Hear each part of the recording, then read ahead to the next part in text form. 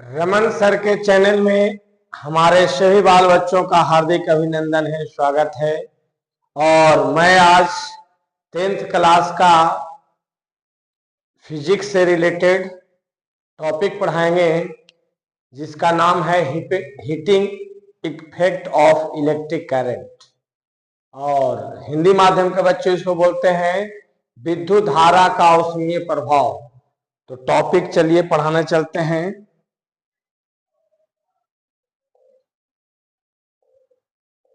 Heating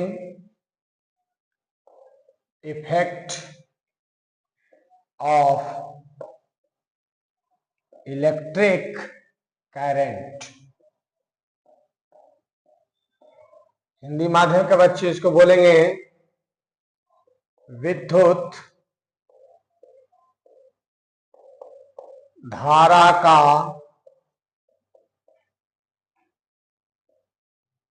उष्मीय प्रभाव। ये है क्या, तो जानिए। इसमें सबसे पहले दो को मैं फिगर लेता हूं।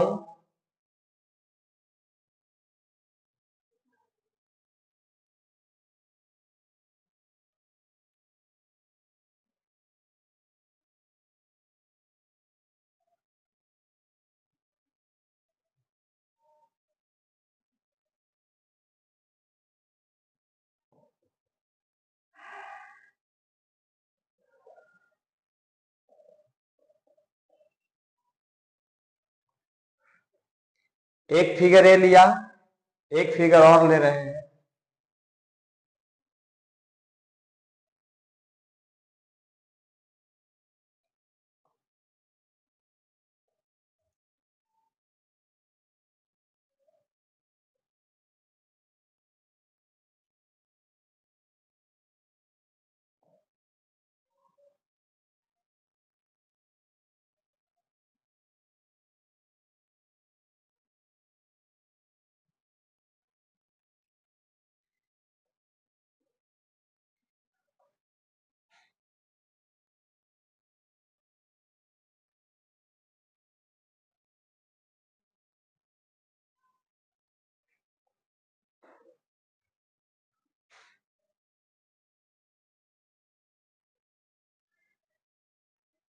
देखिए, समझा रहे हैं पहले इंग्लिश में। When potential difference when potential difference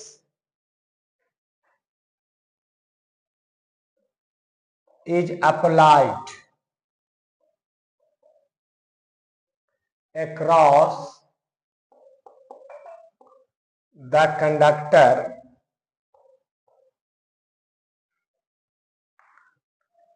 then electrons collide with atoms of a conductor, and due to this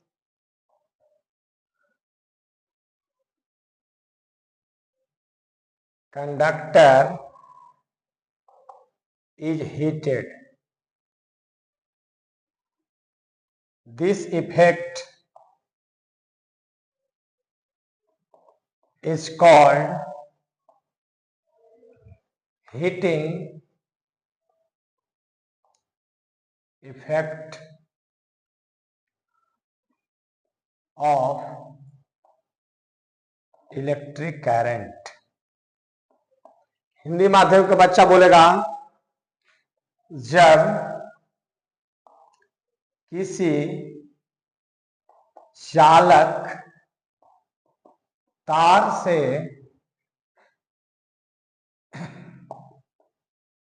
विद्युत धारा प्रवाहित करते हैं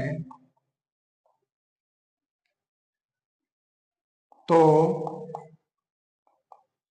तार में लगे प्रतिरोध धारा को बहने में विरोध करती है। धारा के बहने में विरोध करती है, जिससे विद्युत तार गर्म हो जाता है। यह घटना विद्युत धारा का ऊष्मीय प्रभाव कहलाता है। देखिए, मैं समझा देना चाहता हूं, होता क्या है, दो फोटो आपको, दो पिक्चर जो है आपको दिखा रहे हैं।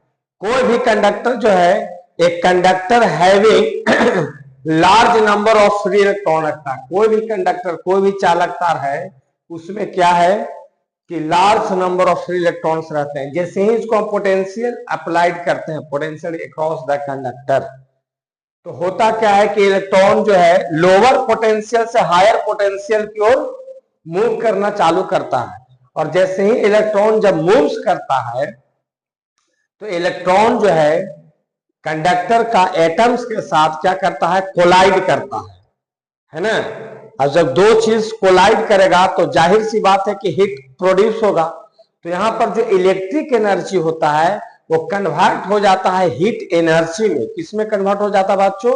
हीट एनर्जी में। एक यहां फोटो आपको दिखा रहा हूं पिक्चर, कि जैसे ही पोटेंशियल डिफरेंस अप्लाइड करते हैं तो करंट फ्लो कर लगेगा कंडक्टर से। तो जैसे ही पोटेंशियल डिफरेंस अप्लाइड करते हैं तो क्या है, मान लो कि इसमें बल्ब, तो बल्ब का होगा, जलेगा। तो देखते हैं बल्ब जलता है तो बल्ब को हम छूते तो हीट होता है कि नहीं? हीट। तो वही इलेक्ट्रिक एनर्जी जो होता है कन्वर्ट होता है किसमें? हीट एनर्जी में, है ना। तो उस इफेक्ट को ही हम लोग कहते हैं heating effect of electric current, जो कि लिख के दिखा दिया कि when potential difference is applied across the conductor then electron collide. Electron जो है भागना चालू करता है लोअर पोटेंशियल से किधर? हायर पोटेंशियल की ओर। और कंडक्टर का जो एटम्स हैं उसके साथ क्या होता है? कोलाइड, टकराता है। टकराने के बाद इसके अंदर में क्या होता है? हीट प्रोड्यूस होता है। उस इफेक्ट को, यानी इलेक्ट्रिक एनर्जी जो कन्वर्ट होता है हीट एनर्जी में, उसी को हम लोग कहते हैं, उस इफेक्ट को हम लोग कहते हैं heating effect of electric current. तो हिंदी वाले बच्चों को भी समझ में आ गया होगा, इंग्लिश वाले बच्चों को भी समझ में आएगा। इसको मिटाने के बाद इसमें कितना हीट प्रोड्यूस होता है आपको पहले दिखा देता हूं कि एक डेरिवेशन है। जैसे heat heat produced in conductor जो होगा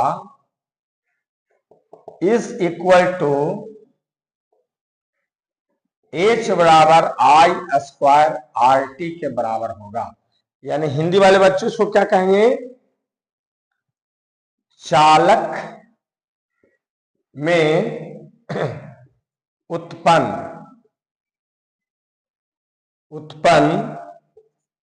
उष्मा H बराबर आई स्क्वायर आर टी के बराबर होता है। इसको अभी हम क्या करेंगे बच्चों? इसको हम प्रूफ करेंगे, ठीक है। इसको मिटाते हैं, मिटाने के बाद प्रूफ करते हैं। देखिए, जब कंडक्टर के क्रॉस पोटेंशियल डिफरेंस को अप्लाइड किया तो इलेक्ट्रॉन निगेटिव पोटेंशियल से किधर मूव कर रहा? पॉजिटिव पोटेंशियल की ओर। यानी लोअर पोटेंशियल से किधर? हायर पोटेंशियल की ओर इलेक्ट्रॉन मूव कर रहा है ना, यानी फ्लो ऑफ चार्ज। तो करंट जो है पॉजिटिव टर्मिनल से किधर जाएगा? निगेटिव की ओर। अब जो है हम देख रहे हैं कि जब इलेक्ट्रॉन यानी चार्ज जब मूव करता है तो वहां पर वर्क डन होता है, वर्क डन होता है। when charge move from one end to another end, then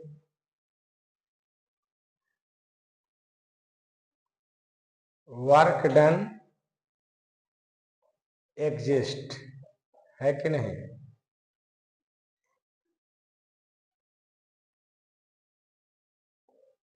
When potential difference is applied across the conductor, है कि नहीं? कह रहा है कि जब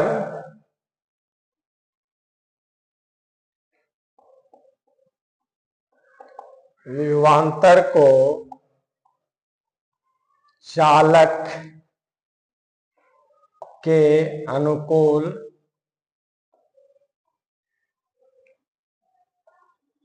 प्रयोग करते हैं तो कार्य होता है कि नहीं? विभवांतर चालक के अनुकूल क्या किया? प्रयोग किए, यूज किए, अप्लाइड किए। वी हैव माने हम लोग जानते हैं। क्या जानते हैं? W बराबर सॉरी V बराबर W अपॉन Q, है कि नहीं? पोटेंशियल यानी इलेक्ट्रिक पोटेंशियल का डिफिनेशन है W अपॉन Q, यानी विद्युत विभव का डिफिनेशन है work done per unit charge, है कि नहीं? अब जो है आगे देखिए, V गुने Q बराबर क्या हो जाएगा बच्चों? W, या W बराबर क्या हो गया? VQ W, V के जगह पर IR लिखेंगे इंटू Q हो गया, है कि नहीं? अकॉर्डिंग टू ओम्स लॉ, है ना? ओम के नियम से V बराबर IR होता ही है कि नहीं?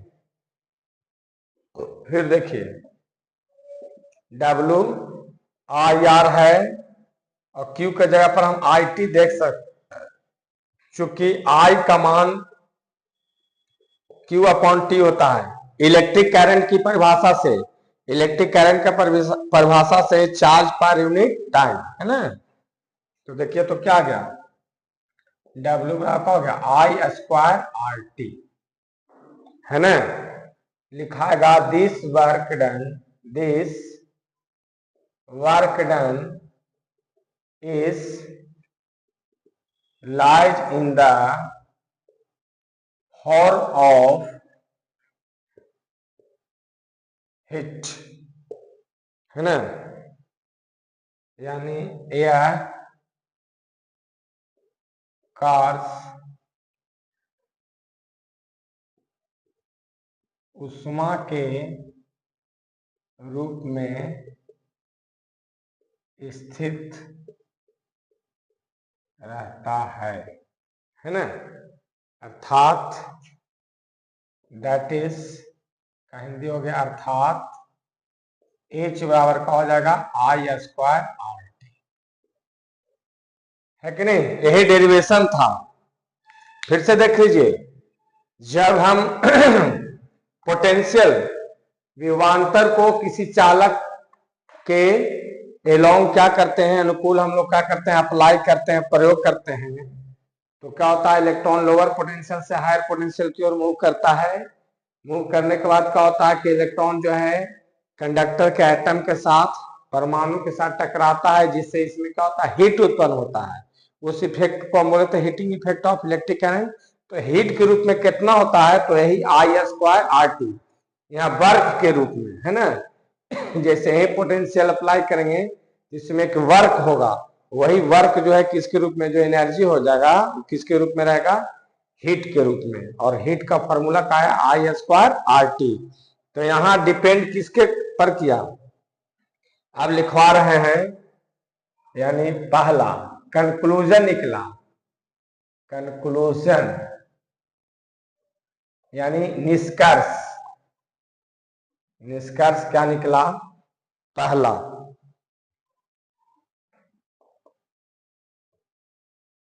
Heat is directly proportional to a square of current। यानी यहां पर जो हीट एनर्जी हुआ, हीट जो हुआ, उष्मा जो हुआ, उष्मा चालक में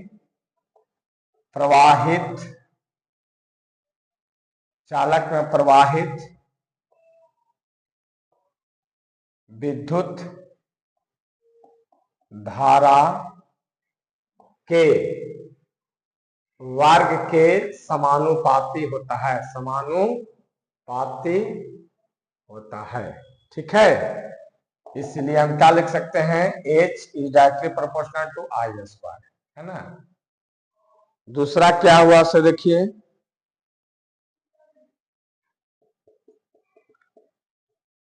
heat is directly proportional to resistance of conductor। resistance of heat is directly proportional to resistance of conductor। यानी हिंदी में बोलेंगे उष्मा चालक तार के प्रतिरोध के समानुपाती होता है, समानुपाती होता है। H directly proportional to R, ये हो गया सेकेंड। ठीक है, तीसरा क्या कंक्लूजन निकला, T heat is directly proportional to the time taken, है ना,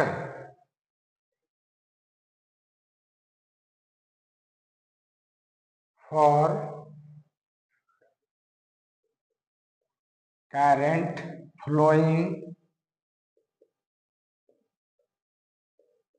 थ्रू इट। यानी जितना देर तक इसमें करंट फ्लो हुआ उसके समय चालक तार में प्रवाहित विद्युत धारा, चालक तार में प्रवाहित विद्युत धारा में लगा समय के समानुपाती होता। इसके पहले उष्मा जोड़ दीजिए, उष्मा है कि नहीं, यानी H का हो गया डायरेक्टली प्रोपोर्शनल T। तीनों को कंबाइन कीजिएगा, फिर से देख लीजिए, heat is directly proportional to square of current. इसमें जितना करंट फ्लो हो रहा है उसके स्क्वायर, है ना, करंट के स्क्वायर के, यानी विद्युत धारा के वर्ग के समानुपाती। ये तीनों को कंबाइन कीजिएगा तो फिर वही आ जाएगा कि नहीं,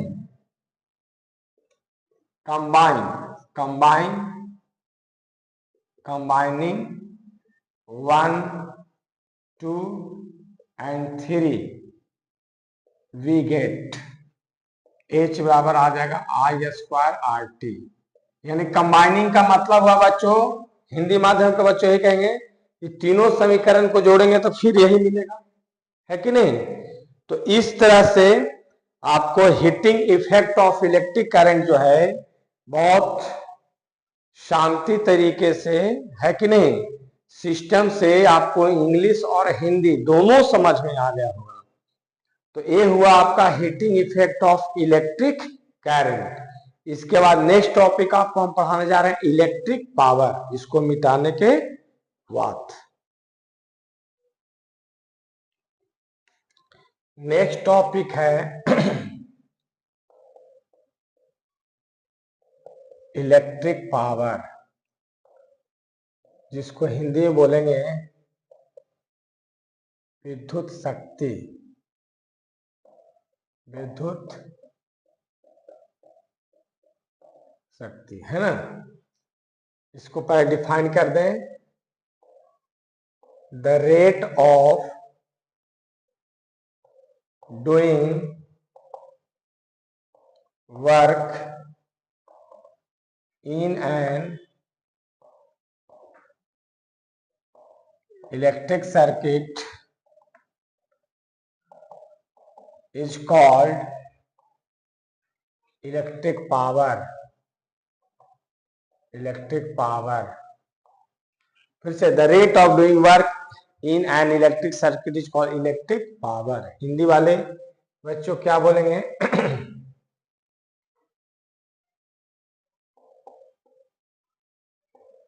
विद्युत परिपथ में क्रॉस करने की दर को विद्युत शक्ति कहते हैं। विद्युत शक्ति कहते हैं। It is denoted by P। इसे प्रायः P से सूचित करते हैं। That is इलेक्ट्रिक पावर बराबर वर्क अपॉन टाइम, यानी विद्युत शक्ति बराबर क्या होगा? कार्य बटा समय, है कि नहीं। अब जो है P बराबर क्या हो गया? W बटा T, है कि नहीं। P बराबर क्या हो गया बच्चों? W अपॉन T, और P बराबर W के जगह पर H यूज कर सकते हैं, क्योंकि W क्या था अभी ना बताया मैं, heating effect of electric, this work done is lies in the form of heat. और हीट का भी हमने क्या बताया था? I² RT, है कि नहीं। अभी मैंने इसको प्रूफ किया था, सिद्ध किया था। तो H के जगह पर क्या हो गया बच्चों? I² RT। यहाँ T से T कैंसिल हो गया, इसलिए P का मान क्या हो गया? I² R। ठीक है। अब होता है according to Ohm's law. Ohm's law, Ohm के नियम से, है ना।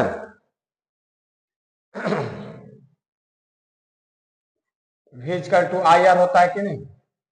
V = IR होता है। तो इसको देखिए, P अगर मिश्रण से एगो IR करते हैं, ठीक है, तो IR के जगह पर क्या आएगा? V आएगा।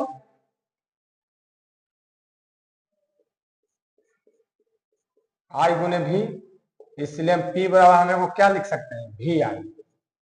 एक AB हो गया, ठीक है। ये सब यूज होगा, न्यूमेरिकल बनाने में इसे यूज होगा। फिर से देखिए, क्योंकि पावर वर्क अपॉन टाइम, है ना, हिंदी और इंग्लिश दोनों में बता रहे हैं। पावर जो है वर्क अपॉन टी, और this work done lies in the form of heat, heating effect of electric current में, है कि नहीं। तो एच के जगह पर आई स्क्वायर आर टी, और टी से टी कैंसिल हो जाता, क्या हो गया आई स्क्वायर आर। और इसको मैं आई गुने आर लिख सकते हैं, आई गुने आर, तो आई आर के जगह पर ओम्स लॉ से क्या हो गया वी हो गया, यानी इलेक्ट्रिक पावर बराबर क्या हो गया वी आई। एक और बता रहे हैं, v equal to I R, तो आई के जगह पर v बटे आर लिख सकते हैं ना, v बराबर आई आर, तो आई के जगह पर v बटे आर लिख सकते हैं।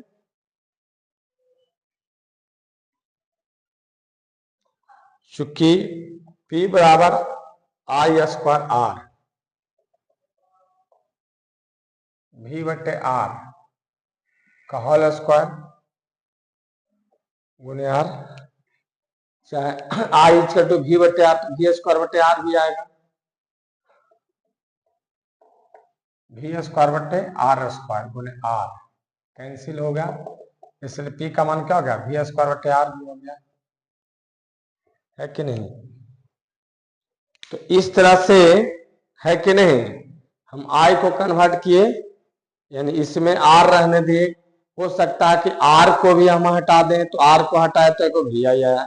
इस तरह से किसका हुआ, तो इलेक्ट्रिक पावर का, विद्युत शक्ति का एक डेरिवेशन निकला। अच्छा, इसका ऐसा यूनिट क्या होता है, the SI unit of electric power is what. क्या होता है बच्चों, वाट। हिंदी वाले बच्चों क्या बोलेंगे, विद्युत शक्ति का एसआई मात्रक वाट होता है, वाट होता है। अब अगर कोई कहे कि डिफाइन 1 वाट, है ना, हो सकता है क्वेश्चन आता है एग्जाम में, डिफाइन 1 वाट, है ना, एक वाट को परिभाषित करें, है ना। तो एक वाट यानी यहां पर क्या आना चाहिए, एक, यहां पर एक आना चाहिए, नहीं, चूंकि P बराबर W अपॉन T, तो वेन W बराबर 1 जूल लेते हैं, ठीक है, और T के जगह पर 1 सेकंड लेते हैं, ठीक है, एक, तो P बराबर क्या होगा 1 बटा 1 बराबर 1 वाट आ जाएगा कि नहीं। तो इसको कैसे डिफाइन करेंगे, सुन लीजिए, when 1 joule work is done in 1 second in electric circuit, क्या हो जाएगा, when 1 joule work is done, when 1 joule work is done in 1 second in an electric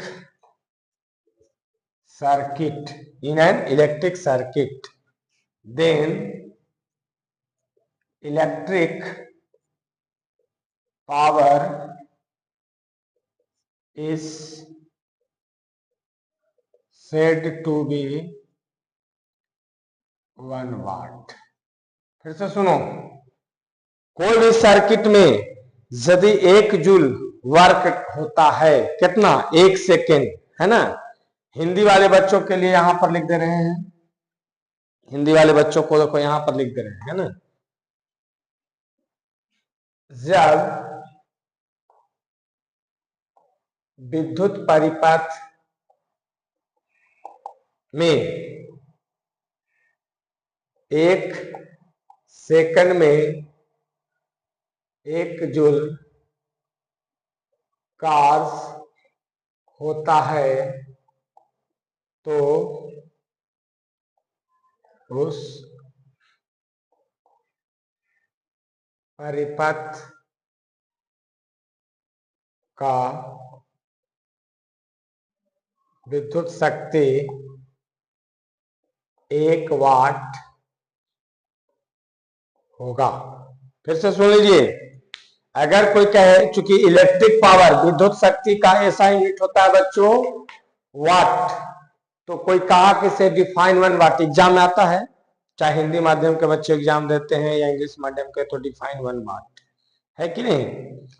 तो 1 वाट का डिफिनेशन हमने कैसे बोला, यहाँ पर W के जगह पर 1 जूल लिया और यहाँ पर 1 सेकंड लिया, ठीक है।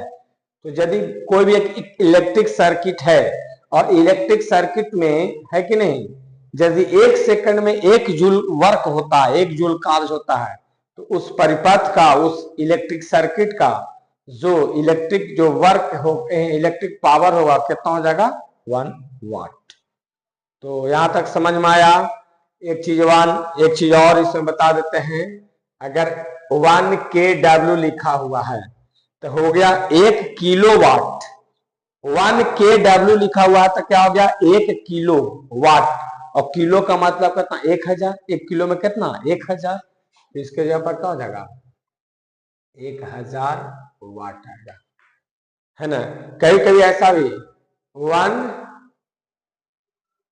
मेगावाट, तो 10 के पावर का हो जाए 6 वाट, है ना। 1 मेगावाट हो जाता है।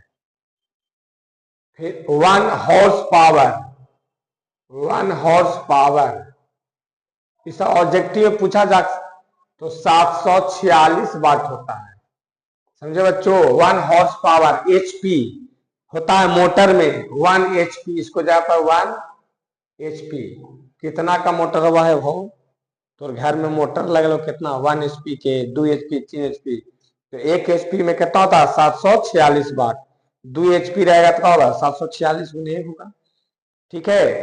तो इतना तक हमको लगता है कि आपको समझ में आ गया होगा बच्चों। इसको मिटाने के बाद 1 किलोवाट आवर सिखाते हैं, और 1 किलोवाट आवर में कितना होता है ना, उसका कन्वर्सन सिखाते हैं। वही आज का लास्ट टॉपिक होगा इसको मिटाने के बाद।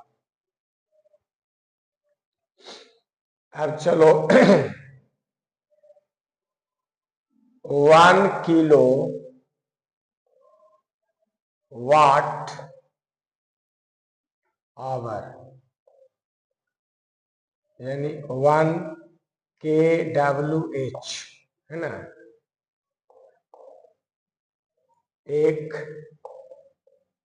किलो वाट घंटा, ये भी डिस्क्राइब कर लाता है कि 1 किलो वाट आवर क्या है। तो जान जाइए कि 1 किलो वाट आवर क्या है, तो इट इज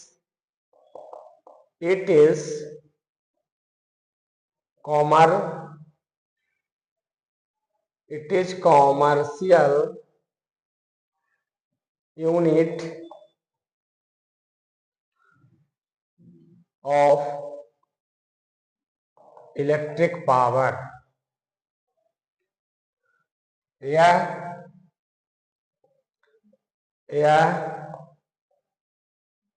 विद्युत शक्ति का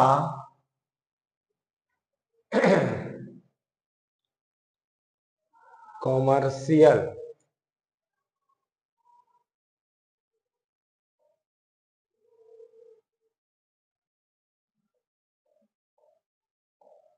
इकाई है।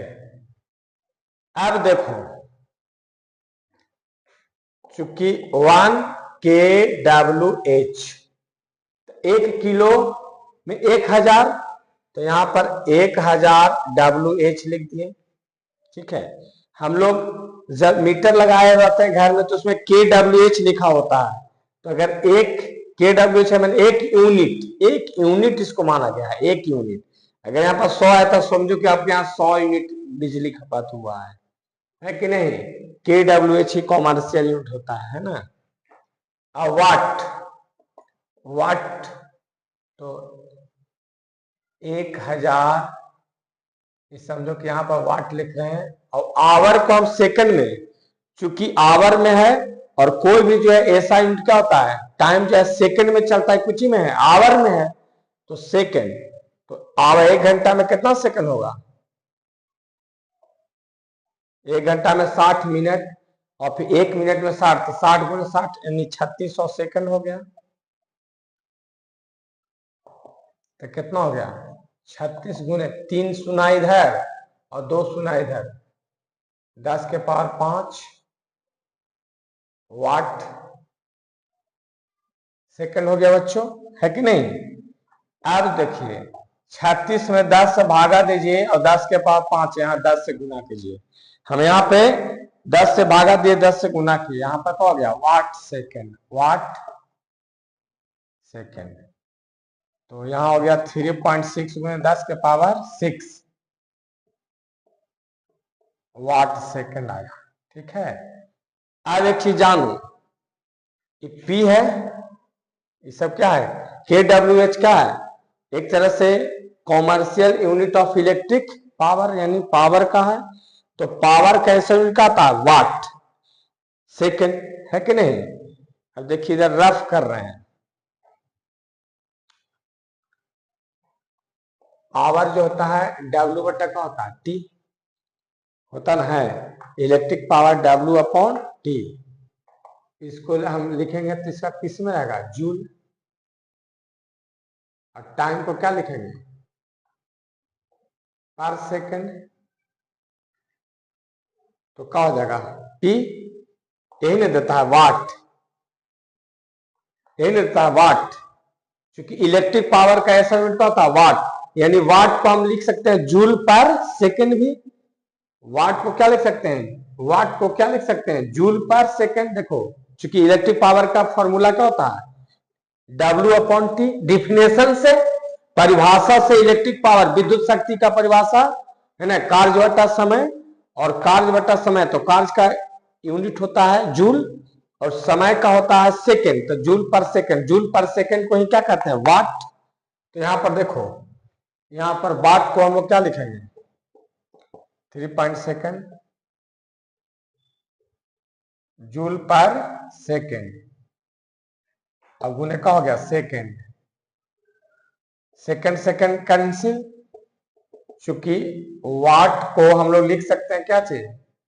जूल पर सेकंड, है ना? यहां रफ करके दिखाया आपको, तो कैंसिल हो गया, यानी क्या हो गया? 3.6 गुने 10 के बाद इतना जूल।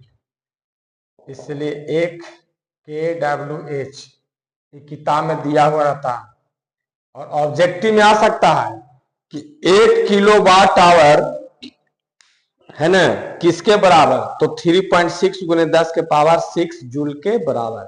बहुत से क्या होता है कि इसको रटवा दिया जाता है, रट लो बच्चों कि 1 kWh किसके बराबर होता है? इतना। लेकिन आपको कन्वर्सन करके, यानी कहने का मतलब इसको हम कन्वर्ट करके आपको सिखाया, ये वाट सेकंड को हम जूल कैसे लिखे भी आपको दिखाया, है कि नहीं? तो आज के लिए इतना ही बच्चों। यदि आपको बहुत अच्छा लगा होगा तो कम से कम अपने दोस्तों के बीच में, अपने ग्रुप में, है ना, लाइक सब्सक्राइब शेयर जरूर करेंगे, ताकि जिस तरह से आपका भविष्य हम आपको संवार रहे हैं, उसी तरह से आप भी एक शिक्षाविद के भविष्य को संवारें। चलिए, जय हिंद।